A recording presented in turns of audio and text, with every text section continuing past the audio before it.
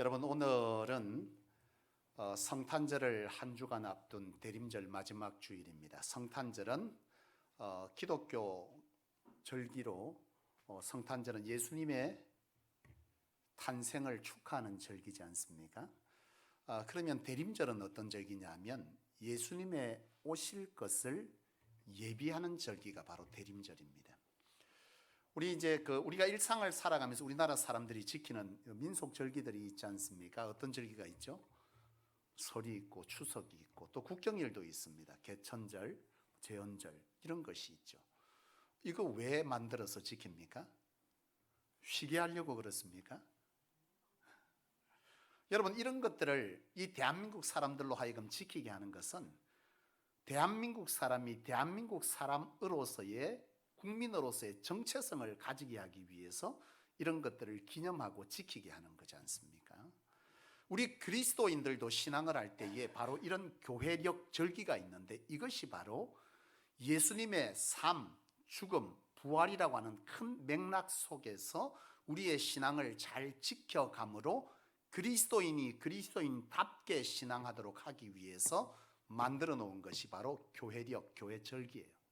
그러니까 이런 교회 절기 속에서 오늘 이 대림절이라고 하는 것은 예수님의 오심을 어떻게 맞아야 하느냐라고 하는 것에 관해서 고민하고 생각하고 준비하는 절기, 그것이 바로 대림절입니다.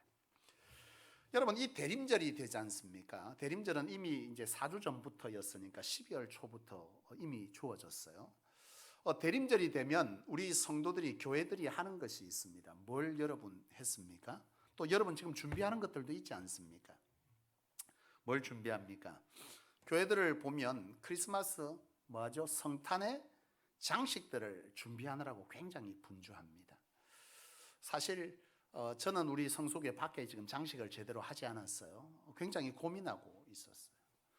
저는 사실 이제 성탄 장식이 빛으로 오신 예수에서 빛을 달기는 하지만 제 마음 가운데 우리 성소교회에 꼭 장식해 두고 싶은 것이 있는데 그것은 바로 말구유에 오신 예수라고 하는 것이죠.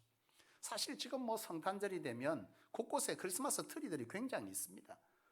백화점이든 마트든 상점이든 성탄 트리를 하는데 그게 예수님의 오심과 연관성을 여러분 찾을 수 있습니까? 어느 순간 예수 그리스도의 오심이 바로 성탄절인데 어느 순간 성탄절은 빛의 축제처럼 그냥 알록달록한 색으로 여러 가지 산타클로스가 등장하는 이런 식의 성탄절로 바뀌어져 가고 있는 이런 세대. 그래서 저는 적어도 성소가 교회다운 교회를 세우라고 하나님 하셨다면 그것을 제하고 오히려 정말 주께서 이 땅 가운데 어떤 모습으로 오셨는지 그리고 그 성탄 주님의 오심을 어떤 사람들이 어떻게 맞았는지에 관한 바로 말구유에 오신 예수 그리스도의 이런 상들을 사실은 제가 교회 우리 로비에 두고 싶었던 것이죠. 문제는 뭐냐면 제가 이것을 굉장히 찾았는데요. 우리 부교육자를 통해서도 찾아봐라 했는데 잘 없어요.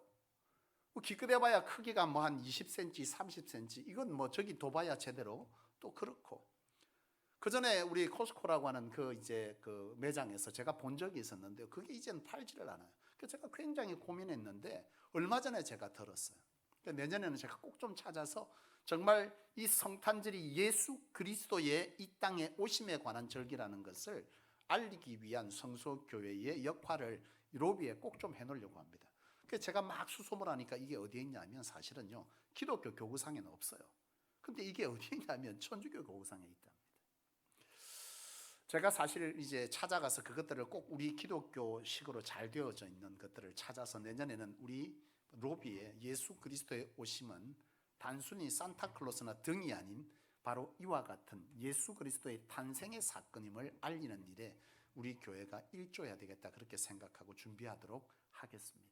어쨌든 이 성탄절이 되면 교회들마다 장식하는 일에 굉장히 열심하고 또 성탄 발표회 준비들을 해가지 않습니까? 우리 성소교회도 성탄 발표회가 이제 곧 있는데요. 코로나 때문에 참 보통 일이 아닙니다. 그래서 궁여지책으로 여러 생각들을 했어요. 또 성탄 발표회를 이제는 행사라고 구분하면 인원 제한을 자꾸 하니까 말이죠. 그래서 이제 시간들을 단축하기 위해서 다음 주에 우리 성탄 발표회가 바로 예배와 함께 동시에 이어지게 되는데, 그때 보시면 유치부 아이들이 나와서 직접 하는 것이 아니라 영상을 통해서 일부 방영이 되어지고 또 직접 하는 것들은 하게 되는 이런 일들을 통해서 발표회를 준비하게 됩니다. 여러분 오셔서 함께 예배하시되 또 우리가 하나님께 드릴 수 있는 기쁨의 가장 축하의 표현들을 잘 해낸 것을 함께 보고 기뻐하고 축하하는 그런 귀한 시간들이 우리 성도들에게 주어지기를 주의 이름으로 간절히 축복합니다. 어쨌든 여러분 이처럼 성탄 장식을 하고 성탄 발표회를 준비하고 하는 것 참 중요하죠. 그리고 참 가치 있는 일이고 귀한 일인 것은 맞습니다. 그런데 말이죠, 사실 이 대림절 기간에 오늘 우리 성도들이, 성소의 성도들이 꼭 돌아보고 생각하고 기억해야 될 것이 무엇이냐라고 하는 것에 대해서 저는 사실 말씀을 묵상하는 거죠. 단순히 성탄절이 되면 성탄 트리를 하고 발표를 하면서 성탄절을 그냥 보낼 것이냐? 정말 이 성탄절이, 이 대림절이 그렇게 지나가야 될 우리 안에 신앙적 의미가 사라져버린 이런 절기가 되어야 되냐라고 하는 것에 대한 의미 부여를 저는 스스로 하게 된 것이죠. 사실 여러분, 이 대림절에 그것도 중요하지만 정말 중요한 것은 뭐냐면 주님의 오심에 관해서 우리는 어떻게 맞이해야 되느냐라고 하는 것에 대해서 나는 여러분들이 고민해 볼 수 있기를 원합니다. 여러분, 주님의 오심의 의미가 도대체 뭡니까? 주님이 오셨다. 여러분, 주님의 오심은요, 구원 아니었습니까? 주님의 오심 자체가 구원이었지 않습니까? 구원은 뭐죠? 구원 받았습니까? 구원이 뭐예요? 그런 게 일단 있습니다. 이렇게 하실 겁니까? 구원 받았다면서요. 구원이 뭐냐라고 할 때에 바로 하나님께서 우리 인간을 지어놓았던 바로 언제요? 에덴 동산에서의 그 인간의 모습을 뭐 하는 거죠? 회복하는 겁니다. 네?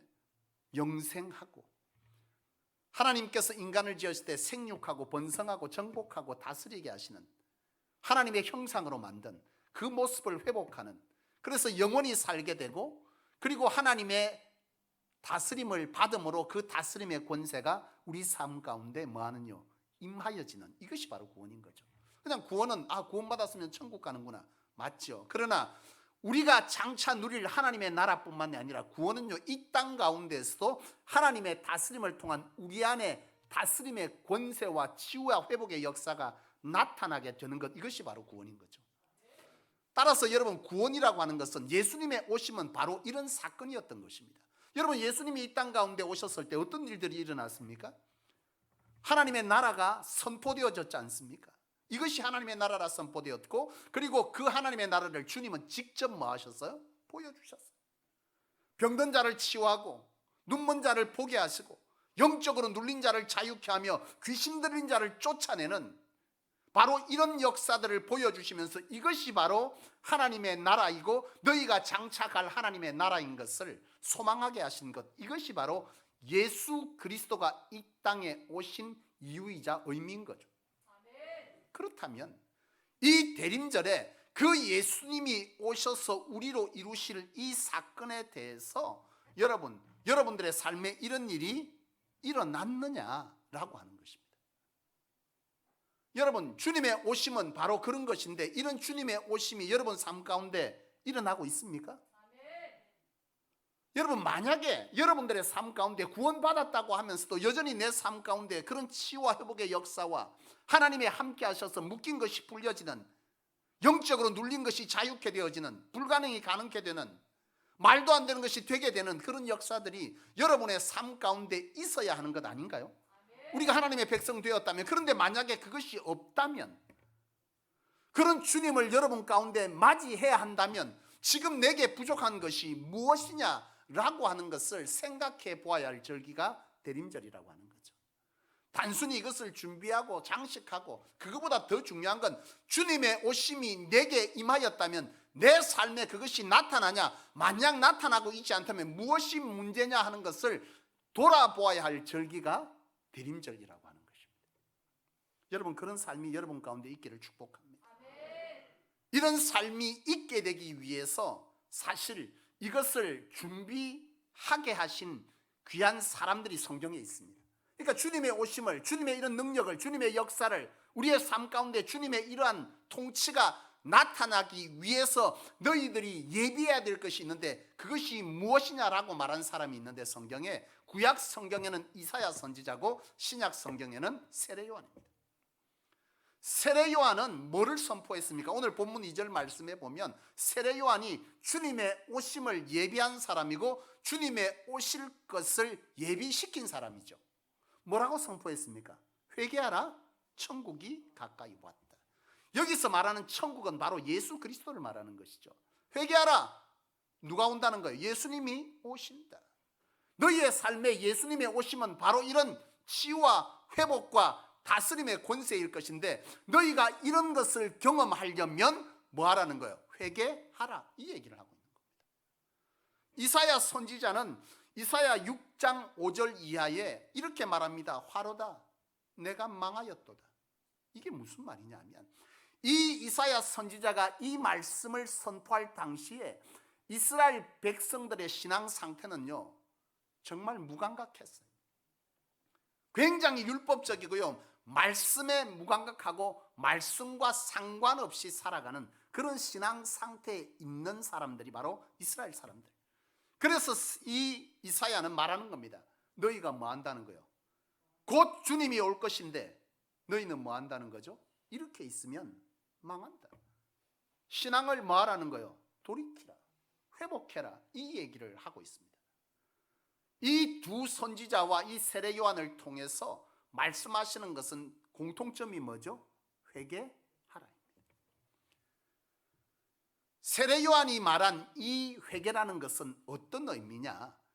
예수님을 맞기 위해서, 예수님을 영접하여 살아가는 자, 바로 주님의 권세가 우리의 삶 가운데 나타나기 위해서 너희가 회개하라는 것인데, 이 회개는 바로 하르마티아, 관역에서 벗어났다. 원어에 보면 주님에게서 벗어난 삶을 뭐 하라는 거예요? 돌이켜 회개하라는 뜻입니다.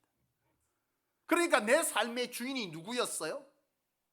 내가 주님을 주인으로 모시기 전에는 내 삶의 주인은 납니다. 내가 하고 싶은 대로 살아가는 거죠. 내가 하고 싶으면 하고 말고 싶으면 말고, 그렇게 살아가는 삶이, 너희 삶에 주님의 능력과 권세가 나타나기 위해서는 뭐 하라는 거죠? 너희의 삶의 주인을 주님으로 맞이하라는 겁니다. 그래서 요한복음 1장 12절에는 영접하는 자, 곧 그 이름을 믿는 자에게는 뭐요? 하나님의 자녀가 된다고 하지 아니하고 자녀가 되는 권세가 뭐 한다는 거예요? 있게 된다는 것이죠. 오늘 우리의 삶에 이런 능력과 권능이 나타나려면 바로 예수를 구세주로 뭐 하는 겁니까? 영접한다. 영접한다는 것은 내 삶의 순간순간마다 주님께 묻고 말씀에 따라 살아가는 그런 삶이 여러분 가운데 있어야 한다. 만약 그렇지 아니하면 너희는 주님의 뭐요? 인재가, 주님의 오심이 너희에게 아무런 의미가 없어지는 거죠.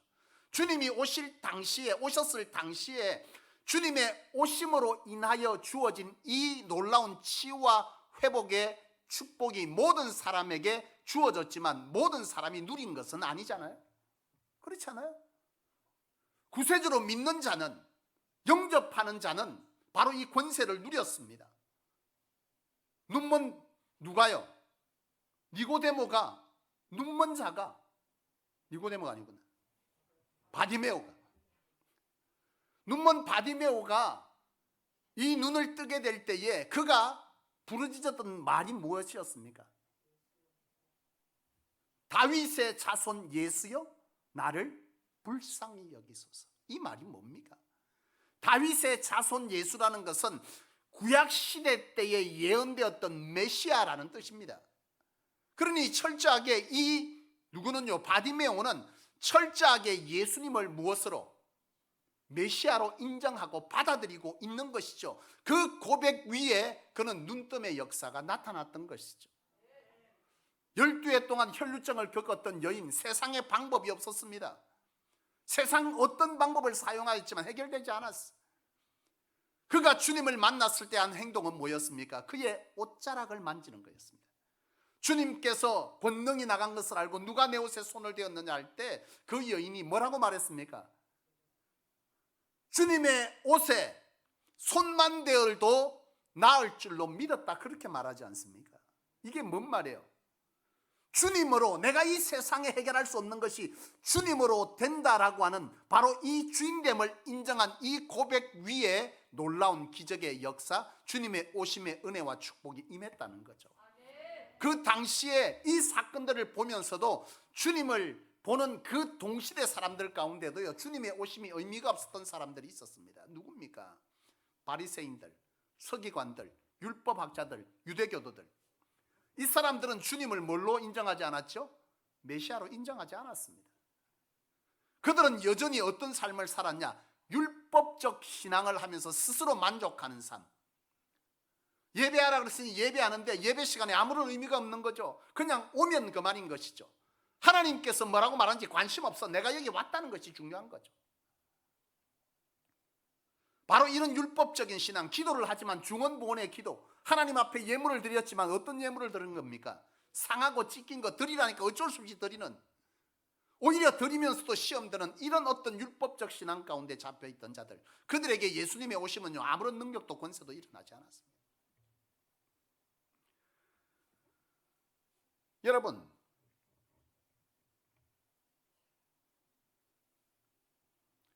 나는 오늘 여러분들의 삶에 바로 이런 예수 그리스도의 오심의 의미가 여러분들의 삶에 바로 이와 같은 복이 되기를 원합니다. 예수 그리스도를 믿다. 여러분의 삶에 이런 것이 나타나기를 갈망할 수 있기를 원합니다. 나는 정말 답답하고 너무 안타까운 게 있어요. 성도들을 보면서. 그게 뭐냐면 때가 되면 되겠지. 난 이게 정말 싫어. 때가 되면 됩니까? 된 사람도 있습니다. 전제가 있죠. 가로 열고 가로 닫고 뭐요?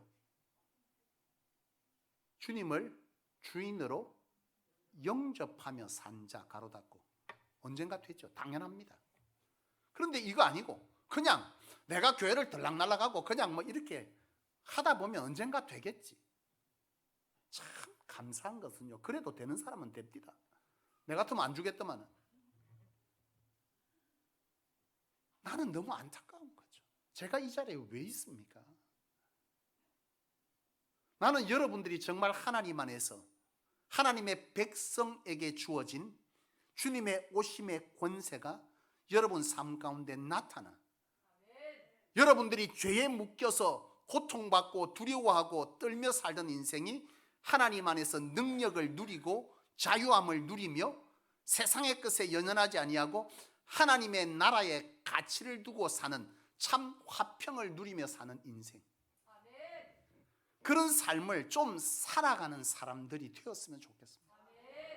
세상 사람과 똑같고 아무런 해결점도 없으면서 주님을 영접하지도 아니하고 그저 예배 시간만 오고 헌신하라니 그 자리는 와 있지만 내 삶은 여전히 내가 주인인 사람, 바로 이것에 대해서 하나님은 세례 요한을 통해서 외친 겁니다. 너희가 정말 주님의 그 놀라운 은혜와 하나님의 나라를 경험하고 싶으냐?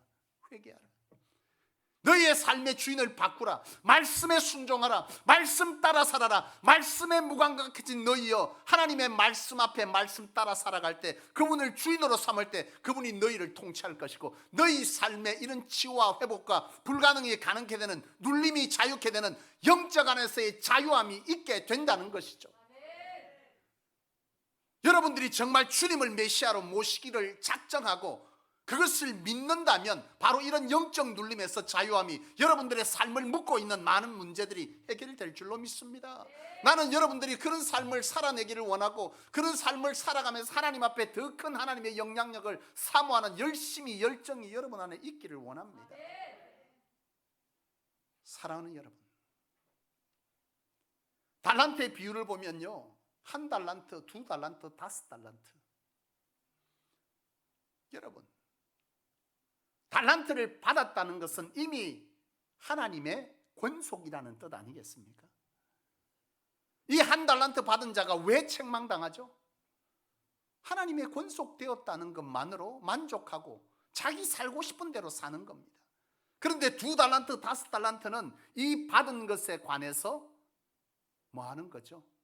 주인의 목적과 주인의 의지를 따라서 그 일을 잘 감당해 보려고 하는 열정과 열심과 사모함과 충성이 있는 사람입니다. 그런 자에게 하나님은 더 붙는 거죠. 나는 여러분들이 늘 얘기하지만 나는 정말 밥 3끼만 먹으면 된다는 사람 정말 싫어.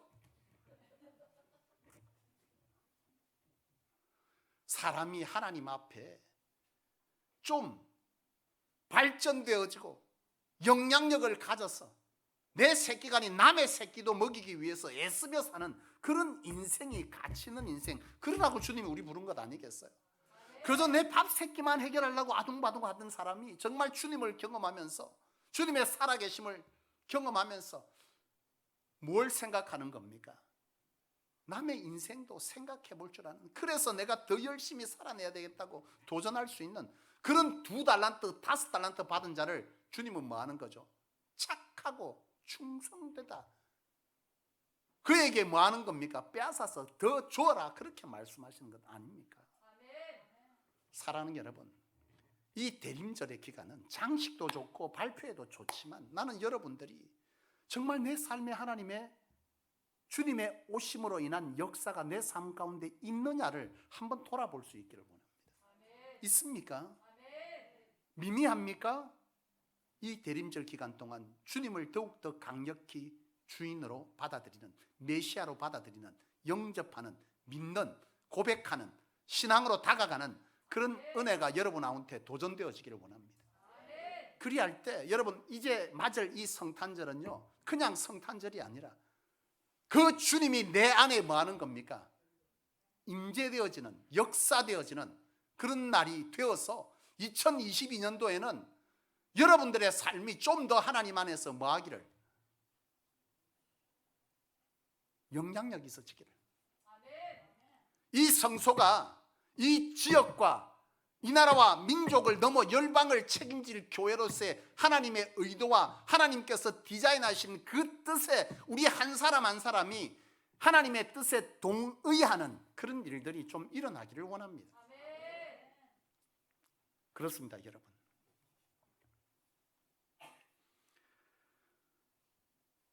지난 금요일 때도 제가 말씀한 바 있습니다. 우리는 누구인가를 늘 생각하며 살아야 합니다.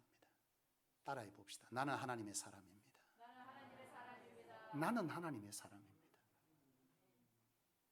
하나님의 사람은 하나님의 계획과 의도를 담은 사람, 그 계획과 의도에 동의하며 충성할 책임이 있는 사람. 그 책임 앞에서 나태하지 마시고 이 대림절을 통해서 내가 잘 가고 있는지, 장차 오실 주님의 재림 앞에서 내 신앙은 부끄럽지 않은지,